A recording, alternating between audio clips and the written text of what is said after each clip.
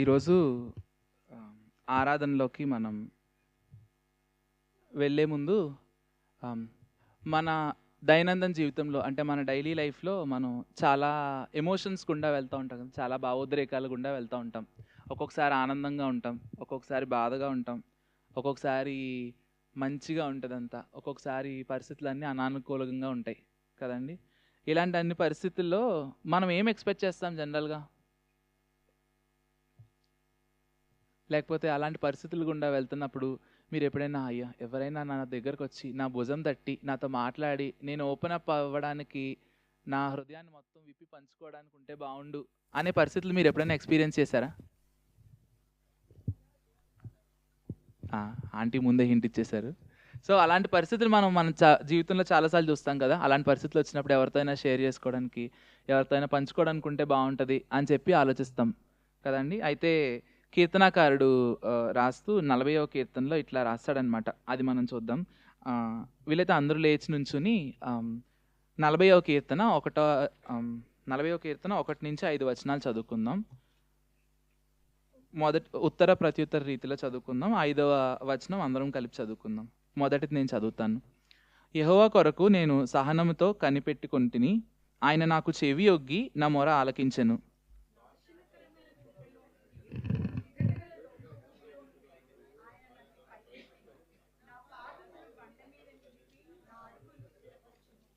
తనకు స్తోత్ర రూపమగు కొత్త గీతమును మన దేవుడు నా నోట నుంచెను. అనేకులు దాన్ని చూచి భయభక్తులు కలిగి యెహోవా యందు నమ్మిక ఉంచెదరు.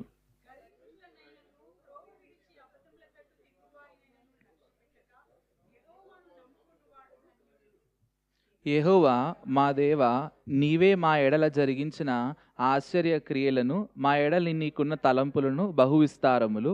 వాటిని వివరించి చెప్పేదని అనుకుంటున్నా, అవి లెక్కకు మించి ఉన్నవి. నీకు సాటి అయిన వాడొకడును లేడు. అందరు కూర్చోండి. అయితే మనం ఇక్కడ 40వ కీర్తన మొదటి వచనాన్ని మనం చూసినప్పుడు, యెహోవా కొరకు నేను సహనంతో కనిపెట్టుకొంటిని, ఆయన నాకు చెవి ఒగ్గి నా మొరలు ఆలకించెను. మన దేవుడు మన ప్రార్థనలకు చెవి ఒగ్గే దేవుడు అంటండి. అది ఈరోజు మనం ఆలోచిద్దాం. అంటే ఈ విషయాన్ని అయితే దేవుడు ప్రార్థనలకు చెవి ఒగ్గే దేవుడు అనే ఈ విషయం మన దృక్పథాన్ని ఏ విధంగా ప్రభావితం చేస్తుంది అనేది మనం ఆలోచన చేయడానికి ప్రయత్నం చేద్దాం కదండి. మనం ఏం నమ్ముతామంటే మన దేవుడు సర్వసృష్టిని సృష్టించిన దేవుడు కదండి. సో సర్వసృష్టిని సృష్టించిన దేవుడు నేను ప్రార్థన చేస్తే నా ప్రార్థనకి చెవి ఒగ్గుతాడు. దేవుడు సృష్టి అంతటి మీద సార్వభౌమాధికారం కలిగిన దేవుడు.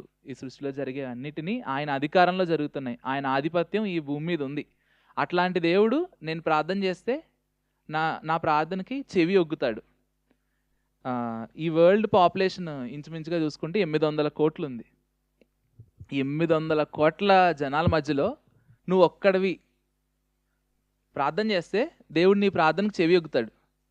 ఎంత ప్రివిలేజ్ ఉంది కదండి. మనం చాలాసార్లు ఎవరైనా మనకు లీడర్స్ తెలుసు అంటే, ఒక సీఎంఓ పిఎంఓ తెలుసు, లేకపోతే మన కంపెనీలో పెద్ద మేనేజర్స్ తెలుసు అంటే దాన్ని చాలా ప్రివిలేజ్డ్గా ఫీల్ అవుతాం, చాలా ఆధిక్యతగా ఫీల్ అవుతాం.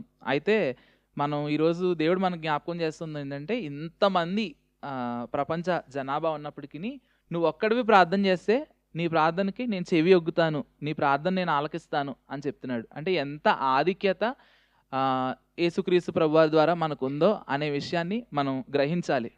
అయితే ఇంత ఆధిక్యత పెట్టుకున్న మనం దేవుణ్ణి ఏమని ఆరాధిద్దామంటే, మన జీవితం ఒకసారి వెనక్కి చూసుకుందాం. వెనక్కి చూసుకున్నప్పుడు ఎన్ని సందర్భాల్లో మనం ప్రార్థన చేసినప్పుడు దేవుడు తన చెవి ఒగ్గి మన మొరలు ఆలకించి, మన ప్రార్థనలు ఆలకించి దేవుడు జవాబులు ఇచ్చాడు కదండి. చాలా విషయాల్లో దేవుడు జవాబులు ఇస్తూ ఉన్నాడు. సో అవన్నిటినీ మనం జ్ఞాపకం చేసుకుంటూ దేవుణ్ణి మనం స్తుతిద్దాం, దేవుణ్ణి ఆరాధిద్దాం. అయితే ఈ వచనాన్ని ఇంకా చూస్తున్నప్పుడు ఏంటంటే, మనం ఎలాంటి పరిస్థితులు గుండా వెళ్ళినా మనకు ఒక నిరీక్షణ ఉంది. ఏంటి? ఇప్పుడు ఈ వచనాన్ని మనం వాగ్దానంగా పెట్టుకుని దేవుణ్ణి అడగచ్చు. దేవా, మేము ప్రార్థన చేస్తే నీ చెవి ఒగ్గి నా మొరలు ఆలకిస్తానని సెలవిచ్చావు కదా దేవా. అయితే నేను ప్రార్థన చేస్తున్నాను, మీరు చెవి ఒగ్గి నా మొరలు ఆలకించండి, నాకు జవాబు ఇవ్వండి అని మనం దేవుణ్ణి అడగచ్చు. ఎంత హోప్ కదండి.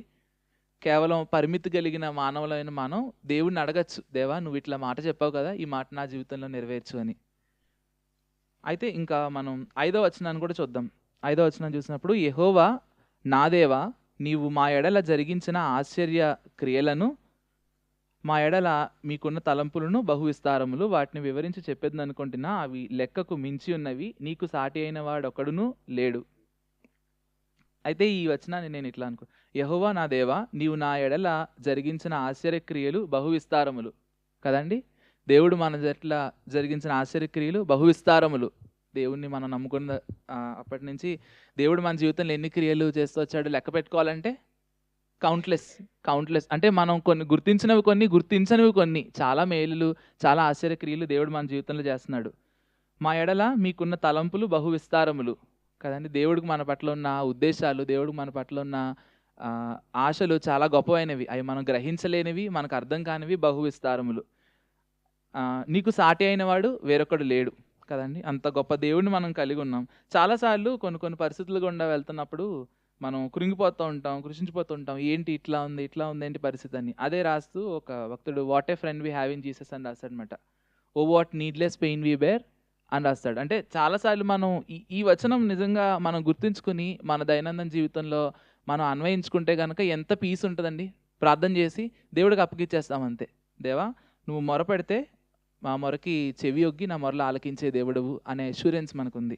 అయితే వీటిని మనం జ్ఞాపకం చేసుకుంటూ దేవుడు మన జీవితంలో ఎట్లా చెవి ఒగ్గి ఆలకించే దేవుడుగా ఉన్నాడో అవన్నిటిని మీరు రికలెక్ట్ చేసుకుని దేవుణ్ణి ఆరాధించాలని, అదేవిధంగా దేవుడు మన పట్ల జరిగించిన ఆశ్చర్యమైన క్రియలు, ఆయనకి మన పట్ల ఉన్న తలంపులు బహు విస్తారమైనవి, ఆయనకు సాటి అయిన వాడు వేరొకరు లేరు, there is none like him అనే దాన్ని బట్టి మనం దేవుణ్ణి ఆరాధిద్దాం.